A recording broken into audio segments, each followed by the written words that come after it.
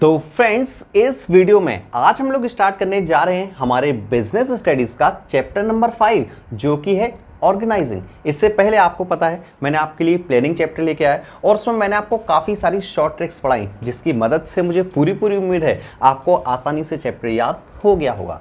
अब मैं आपसे बात कर रहा हूँ ऑर्गेनाइजिंग की, और सबसे पहले हम समझेंगे कि ऑर्गेनाइजिंग आखिर क्या है। देखो, दो एग्जाम्पल की हेल्प से समझेंगे। पहले तो एक आप अपने स्कूल का एग्जाम्पल समझो। सपोज करो आपको स्कूल में स्पोर्ट्स डे सेलिब्रेट करना है। क्या सेलिब्रेट करना है? Sports day. अब स्पोर्ट्स डे हवा में तो सेलिब्रेट हो नहीं जाएगा, काफ़ी सारी चीज़ें अरेंज करनी पड़ेंगी। एग्जाम्पल के तौर पे जैसे प्रिंसिपल सर ने बोला मैं हूँ वाइस प्रिंसिपल, मेरे से बोला सर स्पोर्ट्स डे हमें अरेंज करना है। मैंने ठीक है, मैंने ये इन्फॉर्मेशन सारे टीचर्स तक पहुँचा दी। टीचर्स ने क्या किया, ये सारी बात बच्चों को बताई कि यार स्पोर्ट्स डे अरेंज करना है। इसके बाद हुआ क्या, सबको अपनी अपनी ड्यूटीज़ असाइन की। आपको कार्ड प्रिंट करवाना है, पेरेंट्स को फिर कार्ड भिजवाने। एक टीचर से कहा आपको सारा टेंट वगैरह का अरेंजमेंट करना है जहाँ चीफ गेस्ट बैठेंगे। एक स्पोर्ट्स टीचर से कहा आपको ग्राउंड में आपको चूना डलवाना है। फिर एक टीचर से और कहा कि आपको स्पोर्ट्स की बाकी सारी एक्टिविटीज़ देखनी है। फिर एक टीचर से कहा आपको ये देखना है कि सब कुछ पर्याप्त मात्रा में स्टॉक मौजूद है या नहीं है, जो भी स्पोर्ट्स डे से रिलेटेड जो भी एक्टिविटीज़ होंगी उसके लिए। तो इतने सारी एक्टिविटीज़ होंगी किसके लिए? स्पोर्ट्स डे के लिए। इन सारी एक्टिविटीज़ को प्रॉपरली अरेंज करना, मैन और मटेरियल के बीच में एक प्रोडक्टिव रिलेशन बनाना ताकि मैन और मटेरियल का फुली यूटिलाइज हो सके, यही आपका ऑर्गेनाइजिंग कहलाता है। यानी हर एक चीज का अरेंजमेंट इज ऑर्गेनाइजिंग। सीधी सी बात। चलो यहां तक तो बात समझ में नहीं आई, मैं और एक एग्जांपल देता हूं। अब आप बिजनेस कर रहे हो, ठीक है। बिजनेस किस चीज का स्टार्ट करें हम? ये पेन का, मेरे हाथ में पेन दिख रहा है, ये पेन का हम लोग बिजनेस स्टार्ट कर रहे हैं, ठीक है। अब बिजनेस स्टार्ट कर रहे हैं तो ये तो हो गई प्लानिंग कि हमें बनाना क्या है, पेन बनाना है। सपोज करो 50,000 पेन बनाना है। अब 50,000 पेन बनाने के लिए आप क्या लेके आओगे? रॉ मटेरियल लेके आओगे। उससे पहले आप मशीन लेके आओगे। फिर आप कहोगे सर मटेरियल वो मैन भी तो लाने हैं, मैन पावर भी तो चाहिए, हमें लेबर भी तो चाहिए। मैन का बिल्कुल चाहिए। फिर आप क्या कहोगे, सर डिपार्टमेंट भी तो बना दो अलग अलग, यहाँ प्रोडक्शन का काम होगा, यहाँ सेल्स का काम होगा, यहाँ मार्केटिंग का काम होगा, यहाँ ह्यूमन रिसोर्स का काम होगा। ये सारी चीज़ें जो हम डिपार्टमेंट बना रहे हैं, ये सारी चीज़ें जो हम मटेरियल इकट्ठा कर रहे हैं, यही आपकी ऑर्गेनाइजिंग कहलाती है। तो सबसे पहले ऑर्गेनाइजिंग के अंदर आपको क्या करना पड़ा है? आपको आइडेंटिफाई करना है कि क्या काम होगा। फिर आपको ग्रुपिंग करनी है, यानी सभी एक्टिविटीज को एक साथ लेके आओ ताकि काम बेटर तरीके से हो सके। यही प्रोसेस आपकी ऑर्गेनाइजिंग कहलाती है। अगर आपको इतनी बातें समझ में आ गई हैं तो देखो अब हम लोग मीनिंग की तरफ बढ़ते हैं ताकि आपको और अच्छे से बात समझ में आ जाए कि आखिर ऑर्गेनाइजिंग क्या होती है। देखो, organising can be defined as identifying and grouping. सबसे पहले आपको आइडेंटिफाई करना है कि आखिर काम क्या है। दूसरी बात, ग्रुपिंग डिफरेंट एक्टिविटीज। आपको एक्टिविटीज को ग्रुप बनाना है, यानी जितनी भी एक्टिविटीज हैं उन सबको एक साथ लेके आओ in the organisation and bringing together the physical. अब देखो आपको साथ में क्या क्या लेके आना है वो सुनो। सबसे पहली चीज फिजिकल। फिजिकल का मतलब आपका ये समझ लो मटेरियल यानी सपोज करो आपकी मशीन हुआ तो मशीन हुआ, रॉ मटेरियल हुआ वो। फाइनेंशियल यानी आपको मनी। फिर आपको ह्यूमन रिसोर्स यानी आपको काम करने के लिए लेबर्स, एम्प्लॉयज़ की भी जरूरत पड़ेगी। To establish most productive relation, ताकि कैसा रिलेशन बने? मोस्ट प्रोडक्टिव यानी ज़्यादा से ज़्यादा, बेटर से बेटर प्रोडक्शन हो, रिसोर्सेज का कम से कम वेस्ट हो, रिसोर्सेज फुली यूटिलाइज हो। तो relation for the achievement of specific goal of the organisation, जिससे जो हमारी ऑर्गेनाइजेशन का स्पेसिफिक गोल है वो आसानी से अचीव हो जाए, ये हमारा ऑर्गेनाइजिंग कहलाता है। अब आप कहोगे सर डेफिनेशन थोड़ी बहुत तो याद हो जाएगी, बट एक बार और, ऑर्गेनाइजिंग क्या होती है? सबसे पहली चीज़ आइडेंटिफाई करना है, फिर आपको ग्रुप बनाना है यानी ग्रुपिंग करनी है इन दी ऑर्गेनाइजेशन। फिर क्या करना है? ब्रिंगिंग टुगेदर, साथ में लेके आना है। क्या क्या लेके आना है? फिजिकल, ह्यूमन और आपका फाइनेंस। क्यों लेके आना है? To establish most productive relation. और रिलेशन क्यों बनाना है? Most productive relation for the achievement of specific organisation goal. अब आप कहोगे सर बड़ी आसान है डेफिनेशन तो, अगर टुकड़ों में याद करूँ ना तो बिल्कुल इजी है। टुकड़ों में कैसे याद करोगे एक बार और सुनो। पहला आइडेंटिफिकेशन और आपका ग्रुपिंग डिफरेंट एक्टिविटीज, ठीक है। उसके बाद ब्रिंगिंग टुगेदर, क्या क्या? यहाँ पर मैन में बात नहीं करूंगा, फिजिकल, फाइनेंशियल और ह्यूमन रिसोर्सेज। क्यों लेके आना ये तीन चीजें आपको?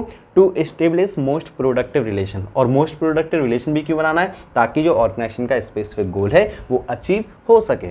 चलो और हम लोग थोड़ा सा और समझते हैं। तो इन जनरल वर्ड्स थोड़ा सा और ऑर्गेनाइजेशन के बारे में समझो आप लोग, देखो ध्यान से। तो in general words organising refers to arranging everything, आपको अरेंज करना है सब कुछ, किसमें? In ordinary form. तो आपको प्रॉपर ऑर्डर में इन सभी चीज़ों को अरेंज करना है। And making most efficient use of resources, और आपको ये श्योर होना है कि जो रिसोर्सेज हैं वो एफिशिएंटली यूटिलाइज्ड हो, वो प्रॉपर, वो फुली यूटिलाइज हो आपके। तो when the manager are performing organizing function, it results in creation in organizational structure। तो जब भी मैनेजर ऑर्गेनाइजिंग फंक्शन परफॉर्म करता है तो इससे एक ऑर्गेनाइजेशनल स्ट्रक्चर बनता है। अब ये ऑर्गेनाइजेशनल स्ट्रक्चर क्या होता है वो भी सुन लो थोड़ा सा। कहाँ पर कौन कौन से डिपार्टमेंट है, कहाँ पर मैन है, कहाँ पर मटेरियल, कहाँ पर कौन कौन सी एक्टिविटीज़ परफॉर्म की जा रही हैं, ये जो प्रॉपर स्ट्रक्चर है ना, ये आपका ऑर्गेनाइजेशनल स्ट्रक्चर कहलाता है। इसके बाद which shapes the system of working, जो हमारा वर्किंग का सिस्टम का शेप देता है आपको। एग्जाम्पल देख लो, मेरे को रीड करने की जरूरत नहीं है, ये मैंने आपको स्पोर्ट्स डे का एग्जाम्पल दिया, यहाँ पर ये लोग एनुअल डे सेलिब्रेट कर रहे हैं। चलो इसके बाद जो एक इम्पॉर्टेंट चीज़ है वो है organising process, very very important. और मैं यही इंपॉर्टेंट नहीं बोलूँगा, जितनी भी प्रोसेस हैं, चाहे प्लानिंग प्रोसेस हो, चाहे ऑर्गेनाइजिंग प्रोसेस हो, इसके बाद आपकी फिर आएगी कंट्रोलिंग प्रोसेस। तो कोई भी प्रोसेस हो, 3 या 4 प्रोसेस ही है टोटल, स्टाफिंग प्रोसेस भी होगी और सिलेक्शन प्रोसेस भी होगी, लगभग 5 से 6 प्रोसेस हैं शायद टोटल। तो सारी की सारी प्रोसेस इंपॉर्टेंट है। जैसे मैंने आपको प्लानिंग में शॉर्ट ट्रिक दी थी, यहाँ पर भी कोशिश करता हूँ कुछ प्रोवाइड करने की। वैसे तो आपके ओनली 4 पॉइंट ही हैं, तो 4 पॉइंट में वैसे क्या शॉर्ट ट्रिक दें, बट फिर भी मैं आपको कोशिश करता हूँ। ठीक, पहले सारे पॉइंट समझो, अच्छे से समझ में आने चाहिए कि आखिर क्या है ऑर्गेनाइजिंग प्रोसेस, क्योंकि आपको पॉइंट तो शॉर्ट ट्रिक से याद हो जाएंगे बट अंदर एक्सप्लेन भी तो आपको ही करना है ना। चलो सुनो जरा बात सुनो। तो पहला पॉइंट है identification and division of work. देखो 2 बातें आ गई यहाँ पर। एक तो आइडेंटिफिकेशन, यानी आप काम को आइडेंटिफाई करो कि आखिर आपको करना क्या है। यानी ये टारगेट दिया था ना 50,000 पेन बनाना है, तो ये काम है हमारा, काम को आपने आइडेंटिफाई कर लिया। उसके बाद क्या करना है? Division of work. इस काम को 50,000 पेन को डिवाइड कर दो। डिवाइड कैसे करोगे? एक इंसान से बोल दो आपको रॉ मटेरियल लेके आना है, एक इंसान से बोलो आपको मशीन लेके आनी है, एक इंसान से बोलो आपको बेटर से बेटर एम्प्लॉइज को लेके आना है, फिर एक इंसान से कुछ और काम दे दो, यानी ये काम को अरेंज कर दो। ये आपका डिवीजन ऑफ वर्क कहलाता है। वैसे तो आपने डिवीजन ऑफ वर्क एक प्रिंसिपल भी पढ़ा है, वही सेम चीज़ है यहाँ पर। ठीक है, एक यहाँ पर एग्जाम्पल दे रखा है। एग्जाम्पल जो मैंने डिवीजन ऑफ वर्क में बात की थी वही यहाँ पर भी है कि बैंक में अगर कोई काम होता है तो बैंक में कैसे सिस्टम चलता है। एक काम पैसे का काम करता है, एक काम हमारा लोन का काम करता है, एक मैनेजर हमारा फिर पता चला रिकरिंग डिपॉजिट या इन्वेस्टमेंट का काम करता है। तो ये सारी चीज़ें आपका चलता है यहाँ पर। ठीक है, तो बैंक में देखो आप रीड भी कर सकते हो। चलो सेकेंड पॉइंट पर आ जाओ। आपने काम को आइडेंटिफाई भी कर लिया, डिवीजन ऑफ वर्क भी कर दिया। अब सुनो दूसरा काम है, दूसरा पॉइंट है डिपार्टमेंटलाइजेशन। डिपार्टमेंटलाइजेशन का मतलब अब आपको डिपार्टमेंट बनाने हैं। डिपार्टमेंट का मतलब प्रोडक्शन का सारा काम एक जगह होगा, सेल्स का सारा काम एक जगह होगा, इसके अलावा ह्यूमन रिसोर्स मैनेजमेंट पूरा एक जगह होगा, मार्केटिंग का पूरा काम एक, मार्केटिंग तो समझते हो ना, एडवर्टाइजमेंट वगैरह करवानी है, वो सारा काम एक जगह होगा। ये जो अलग अलग हमने काम को डिवाइड कर दिया ना, यही आपका डिपार्टमेंटलाइजेशन कहलाता है, यानी डिपार्टमेंट बना देना। ठीक है, अब डिपार्टमेंट बनाए तो डिपार्टमेंट आप 2 प्रकार से बना सकते हो, एक तो आपका फंक्शनल और एक आपका डिविजनल। दोनों क्या है जरा दोनों भी अच्छे से समझो। फंक्शनल का मतलब होता है काम के हिसाब से, फंक्शंस के हिसाब से ऑर्गेनाइजेशन को डिवाइड करो। अब ऑर्गेनाइजेशन के अंदर कितने काम होते हैं मैंने जो बताया, काम तो खैर यही होते हैं, क्या क्या? प्रोडक्शन होगा, सेल्स होगा, मार्केटिंग होगा, ह्यूमन रिसोर्स मैनेजमेंट होगा और 1-2 और भी होगा, तो वो आपका आएगा।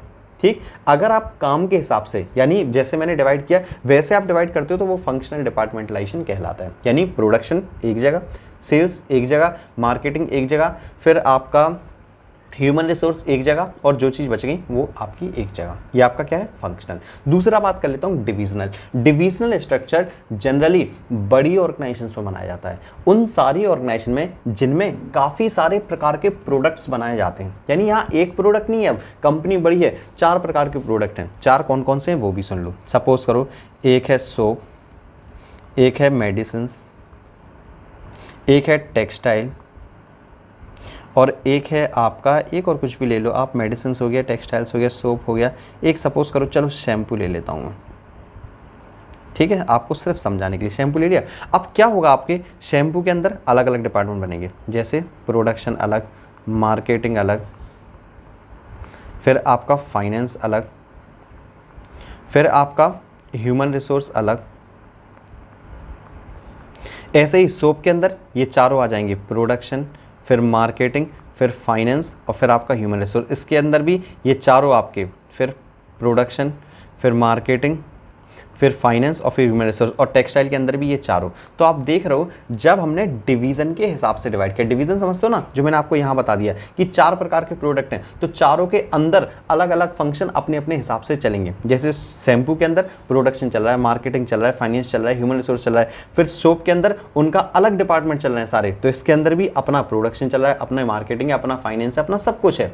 ये आपका किस में होता है? डिविजनल में। जबकि फंक्शनल में क्या था? फंक्शनल में था ओनली काम के हिसाब से। यानी फंक्शनल में और डिविजनल में फर्क सिर्फ इतना है कि फंक्शनल में वो इंडस्ट्री थी जहां पर सिर्फ एक ही प्रोडक्ट बन रहा था, डिविजनल में एक से ज्यादा प्रोडक्ट बन रहे हैं। ठीक है, जरा देखो, थोड़ा सा रीड भी कर लेते हैं। Under this method jobs related to common function are grouped under one department. For example, all the jobs related to production are grouped under production department, jobs related to sales are grouped under sales department, और ऐसे सारे आपके department बन जाएंगे। ठीक है, जबकि divisional में क्या होता है? When an organisation is producing more than one type of product, जब आप एक प्रोडक्ट से ज्यादा प्रकार के प्रोडक्ट बना रहे हो, then they prefer divisional department. Under this jobs related to one product are related to one department. एक प्रोडक्ट का एक डिपार्टमेंट होगा और उस डिपार्टमेंट के अंदर फिर मैंने बताया ये सारी चीजें होंगी आपकी। देखो एग्जाम्पल आपको दिख रहा है, cosmetics, textile, medicine, then jobs are related to production, sales and marketing of cosmetics are grouped under one department.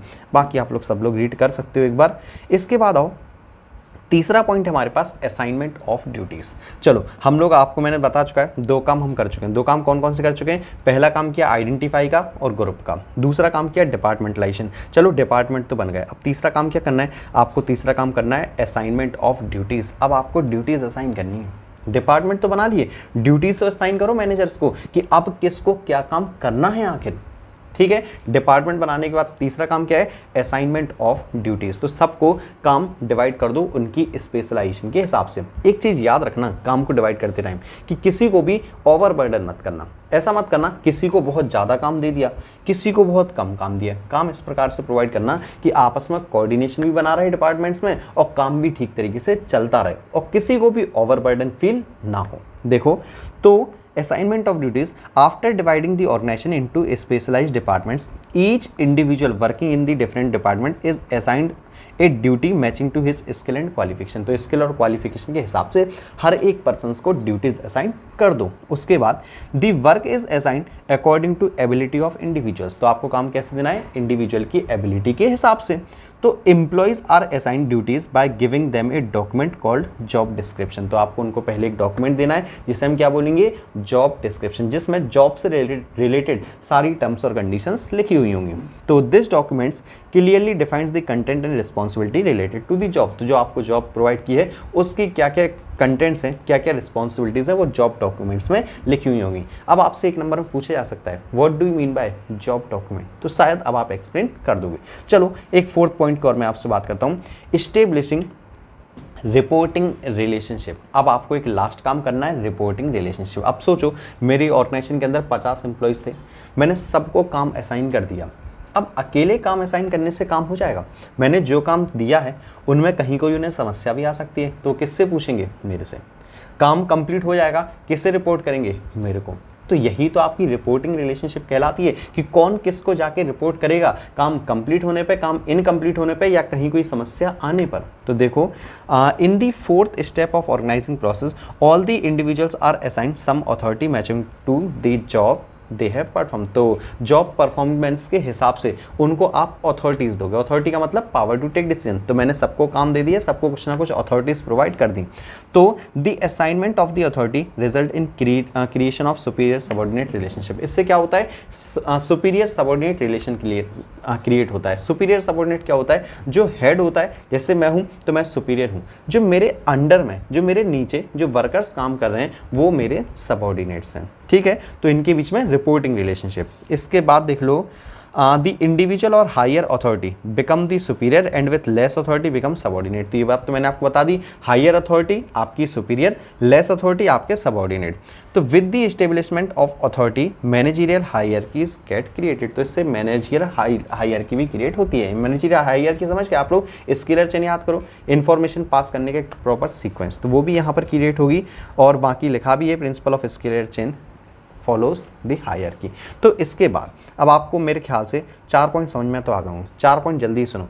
Identification and division of work, दूसरा डिपार्टमेंटलाइजेशन, तीसरा असाइनमेंट ऑफ ड्यूटीज़, और चौथा स्टेब्लिशिंग रिपोर्टिंग रिलेशनशिप। अब आप कहोगे sir 4 point है, 4 point को ही कम से कम ऐसा कर दो कि याद हो जाए। अच्छा ये बताओ, आप में से सभी लोग जल्दी से मेरे को कमेंट करके बताओ कि आप में से आइडिया की सिम कौन कौन चलाता है? कोई है जो आइडिया की सिम चलाता है? नहीं चलाता है तो आइडिया की सिम की आज से स्पेलिंग चेंज कर लो, ठीक है? आज से क्या कर लो, स्पेलिंग चेंज कर लो। अब आप कहोगे सर पता नहीं आपको आज क्या हो गया, आप कैसी कैसी बातें कर रहे हो। देखो मैं बातें तो बिल्कुल ठीक कर रहा हूँ, बस मैं थोड़ा सा रफ कर रहा हूँ, तो मैं सोच रहा हूँ थोड़ा सा टाइम पास कर लूँ। बस आपको ध्यान क्या रखना है, ध्यान रखना है आपको idea the change your life. देखो आइडिया ज़रा सुन लो सभी लोग, अब ज़रा आइडिया बिल्कुल देखो। पॉइंट क्या बोला मैंने? आइडिया, IDEA, ठीक है, ये होता है आइडिया। अब आपको क्या करना है, इस आइडिया को, आपके जो लास्ट के 2 वर्ड है ना, इसे चेंज कर दो। मैंने भी क्या कहा था, आइडिया की स्पेलिंग चेंज कर लो। यार मेरे लिए इतना नहीं कर सकते हो, भले स्पेलिंग गलत हो यार, मेरे लिए फिर भी आपको करना पड़ेगा। तो आप इसकी स्पेलिंग कर लो IDEA, ठीक है? याद क्या रखोगे? आइडिया, बट आइडिया में भी क्या रखोगे, लास्ट के 2 को ऐसे पलट देना। तो क्या होगा?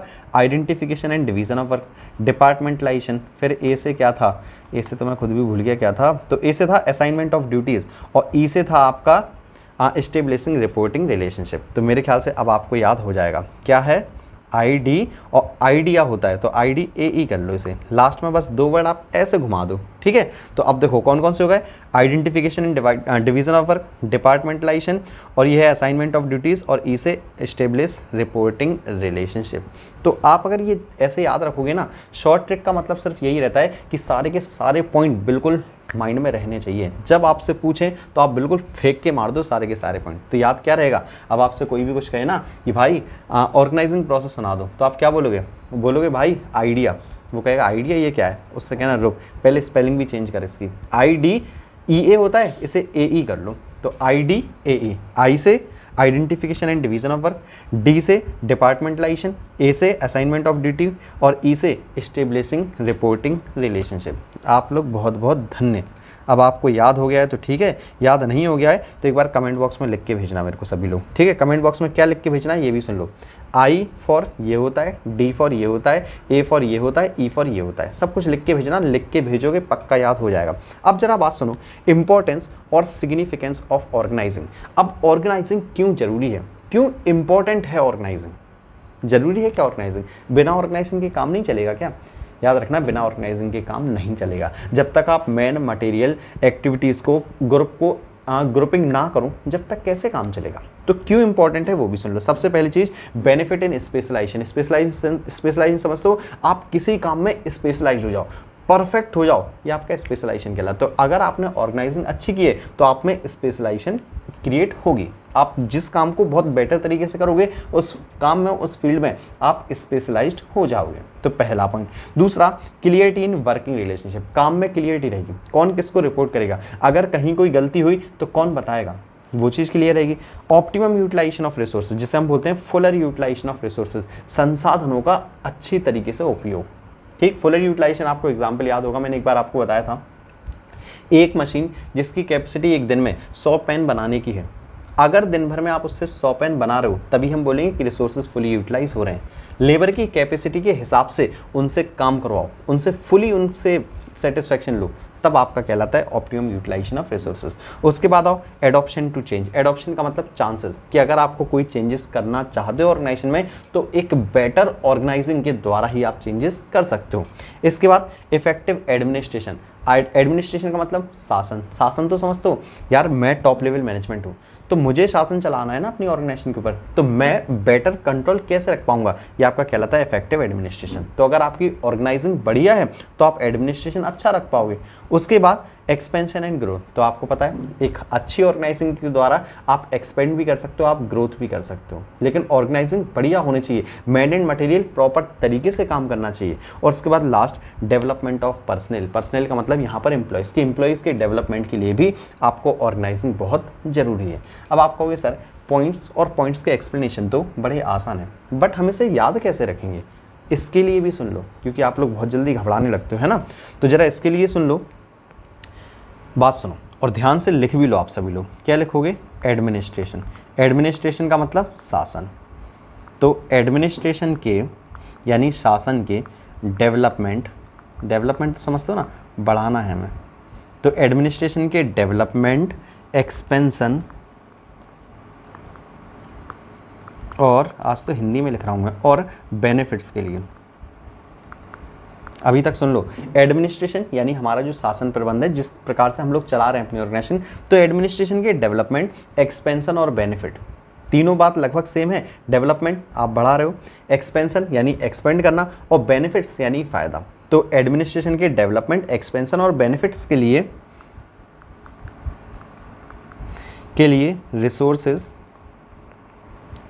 रिसोर्सेस को क्लियरिटी से अडॉप्ट करो।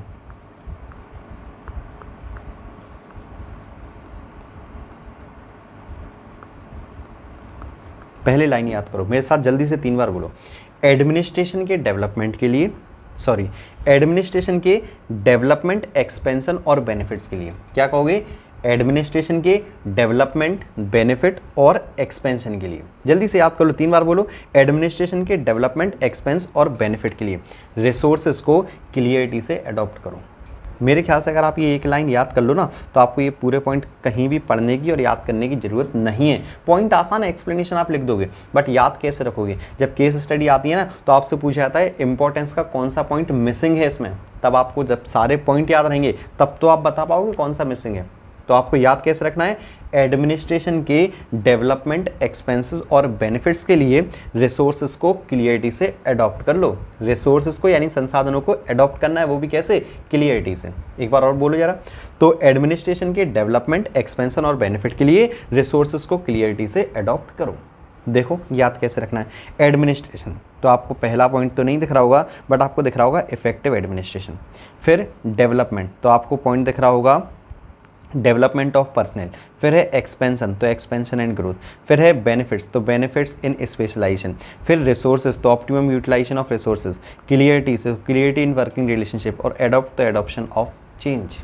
बताओ याद हो जाएंगे सारे पॉइंट? अगर मैं कह रहा हूँ आपको ये लाइन याद है, मैं गारंटेड कहता हूँ आपको याद हो जाएंगे। और अगर ये लाइन याद नहीं हो रही है तो कम से कम 3 या 4 बार कमेंट बॉक्स में कंटिन्यू लिख के भेज दो, ताकि अगर कोई अननोन पर्सन भी जिसने वीडियो नहीं देखी है वो कमेंट पढ़े तो वो ये सोचे कि यार ये चल क्या रहा है कमेंट बॉक्स में। कमेंट बॉक्स में सब लोग लिखे जा रहे हैं एडमिनिस्ट्रेशन के डेवलपमेंट, एक्सपेंशन और बेनिफिट के लिए रिसोर्सेज को क्लियरिटी से अडॉप्ट करूँ। इतनी सी लाइन याद नहीं हो पाएगी यार, एक लाइन बोली मैंने, फिर से बोलता हूँ एक बार और।